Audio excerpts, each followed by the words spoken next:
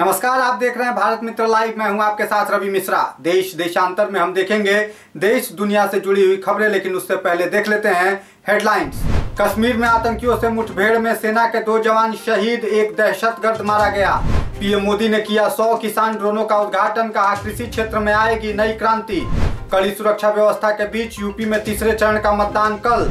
बिहार के मधुबनी स्टेशन पर खड़ी स्वतंत्रता सेनानी एक्सप्रेस में लगी आग, 5 डिब्बे जले। मजाक उड़ाना पड़ा महंगा, नवजोत सिंह सिद्धू के खिलाफ डीएसपी ने दर्ज कराया क्रिमिनल मानहानि का केस। भारत को 40 साल बाद मिली ओलंपिक समिति की मेजबानी, मुंबई में होगी पहली बैठक। और रोहित शर्मा को मिली भारतीय टेस्ट टीम की भी कमान, अब होंगे तीनों फॉर्मेट के कप्तान। आइए देख लेते हैं खबरें विस्तार से।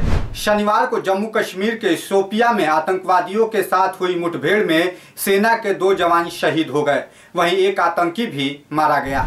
जम्मू कश्मीर के शोपियां में आतंकवादियों के साथ हुई मुठभेड़ में सेना के 2 जवान शहीद हो गए, वहीं एक आतंकी भी मारा गया। पुलिस के एक अधिकारी ने बताया कि शोपिया में जैनापुरा इलाके के चेर मार्ग में आतंकवादियों की मौजूदगी की खुफिया सूचना मिलने के बाद सुरक्षा बलों ने इलाके की घेराबंदी की और वहां तलाशी अभियान चलाया। तलाशी अभियान के दौरान वहां छिपे आतंकवादियों ने सुरक्षा बलों पर गोलियां चला दी। सुरक्षा बलों ने भी जवाबी कार्रवाई की, जिसके बाद मुठभेड़ में एक आतंकवादी मारा गया। पुलिस अधिकारी के अनुसार मारे गए आतंकवादी की पहचान नहीं हुई है और नहीं यह पता चल सका है कि वह किस समूह से जुड़ा हुआ था।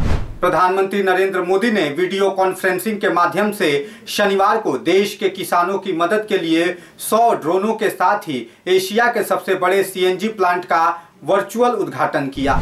देश के किसानों की मदद करने के उद्देश्य से एक विशेष अभियान के तहत प्रधानमंत्री नरेंद्र मोदी ने वीडियो कॉन्फ्रेंसिंग के माध्यम से भारत के विभिन्न शहरों और कस्बों में खेतों में कीटनाशकों का छिड़काव करने के लिए 100 किसान ड्रोन का उद्घाटन किया। इस दौरान प्रधानमंत्री नरेंद्र मोदी ने कहा कि पहले ड्रोन के नाम से लगता था कि यह सेना से जुड़ी कोई व्यवस्था है या दुश्मनों से मुकाबला करने के उपयोग में काम आने वाली चीज है, लेकिन अब यह 21वीं सदी की आधुनिक कृषि व्यवस्था की दिशा में एक नया अध्याय है। इस अवसर पर पीएम ने कहा कि ड्रोन के क्षेत्र में भारत पूरी दुनिया का नेतृत्व करेगा। वहीं प्रधानमंत्री नरेंद्र मोदी ने शनिवार को एशिया के सबसे बड़े सीएनजी प्लांट गोवर्धन का वर्चुअल उद्घाटन किया। यह सीएनजी प्लांट 100 करोड़ की लागत से बनाया गया है, जिसमें 550 मीट्रिक टन गीले कचरे का निस्तारण होगा। वहीं 17,500 किलो बायो और 100 मीट्रिक टन कंपोस्ट खाद हर दिन बनेगी। कड़ी सुरक्षा के बीच यूपी विधानसभा चुनाव के तीसरे चरण में 16 जिलों की 59 विधानसभा सीटों पर रविवार को वोट डाले जाएंगे। इनमें 13 सीटें सुरक्षित हैं। तीसरे चरण में कुल 627 उम्मीदवार मैदान में हैं। यूपी विधानसभा चुनाव के तीसरे चरण में 16 जिलों की 59 विधानसभा सीटों पर रविवार को वोट डाले जाएंगे। इनमें 13 सीटें सुरक्षित हैं। तीसरे चरण में कुल 627 उम्मीदवार मैदान में हैं। प्रचार का शोर थमने के साथ ही इन सभी 16 जिलों में शराब, बियर व भांग की लाइसेंसी दुकानें बंद करवा दी गई। अब यह दुकानें रविवार 20 फरवरी को मतदान खत्म होने के बाद ही खुलेंगी। इसके साथ ही इन जिलों से सटे दूसरे जिलों व राज्यों की सीमाओं पर चौकसी भी बढ़ा दी गई है। बिहार के मधुबनी में रेलवे स्टेशन पर खड़ी स्वतंत्रता सेनानी एक्सप्रेस ट्रेन में शनिवार को आग लग गई और देखते ही देखते कई डिब्बे धू कर जल गए। राहत की बात यह रही कि ट्रेन उस समय खाली थी। बिहार के मधुबनी में रेलवे स्टेशन पर खड़ी स्वतंत्रता सेनानी एक्सप्रेस ट्रेन में अचानक आग लग गई और देखते ही देखते 5 डिब्बे धू कर जल गए। जानकारी के मुताबिक दिल्ली से आने वाली स्वतंत्रता सेनानी एक्सप्रेस में शनिवार सुबह अचानक आग लग गई। बताया जा रहा है कि रात में ही दिल्ली से यह ट्रेन मधुबनी पहुंची थी और स्टेशन पर खड़ी रहने के दौरान इसमें आग लगी। इसके बाद स्टेशन पर मौजूद लोगों और कर्मियों ने आग बुझाने की कोशिश की, लेकिन आग को विकराल होता देख फायर ब्रिगेड टीम को बुलाया गया। गनीमत रही कि जिस दौरान आग लगी उस वक्त ट्रेन पूरी तरह खाली थी, नहीं तो बड़ा हादसा हो सकता था। हालांकि अभी तक यह साफ नहीं हुआ कि आग कैसे लगी। अमृतसर ईस्ट विधानसभा सीट से चुनाव लड़ रहे पंजाब कांग्रेस प्रमुख नवजोत सिंह सिद्धू की मुश्किलें बढ़ गई है। मतदान से ठीक एक दिन पहले चंडीगढ़ के डीएसपी दिलेर सिंह चंदेल ने सिद्धू के खिलाफ क्रिमिनल मानहानि का मुकदमा दायर किया है।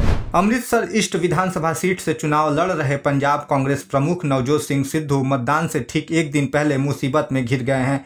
चंडीगढ़ के डीएसपी दिलशेर सिंह चंदेल ने सिद्धू के खिलाफ मुख्य न्यायिक मजिस्ट्रेट की अदालत में क्रिमिनल मानहानि का मुकदमा दायर किया है। डीएसपी का कहना है कि साल 2021 में एक रैली के दौरान पुलिस के खिलाफ अपनी टिप्पणियों के लिए बिना शर्त माफी मांगने में सिद्धू विफल रहे हैं। गौरतलब है कि साल 2021 के दिसंबर महीने में पंजाब के पूर्व मंत्री अश्विनी शेखड़ी की रैली में पहुंचे सिद्धू ने पंजाब पुलिस का मजाक उड़ाते हुए कहा था कि अश्विनी शेखड़ी अगर एक धक्का मार दे तो थानेदार की पैंट गीली हो जाती है। जब सिद्धू से इस बयान पर सवाल किया गया तो उन्होंने कहा कि उन्होंने ऐसा मजाक में कहा था।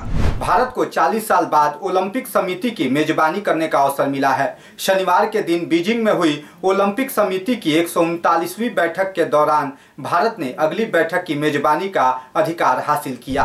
अंतर्राष्ट्रीय ओलंपिक समिति की 140वीं बैठक का आयोजन मुंबई में होगा। शनिवार के दिन बीजिंग में हुई ओलंपिक समिति की 139वीं बैठक के दौरान भारत ने अगली बैठक की मेजबानी का अधिकार हासिल किया। इस दौरान किसी भी देश ने भारत का विरोध नहीं किया। अब 2023 में भारत दूसरी बार ओलंपिक समिति की बैठक की मेजबानी करेगा, जबकि मुंबई में पहली बार यह बैठक होगी। इससे पहले 1983 में दिल्ली में इस बैठक का आयोजन हुआ था। रोहित शर्मा को अब क्रिकेट के तीनों फॉर्मेट में भारतीय टीम का कप्तान बना दिया गया है।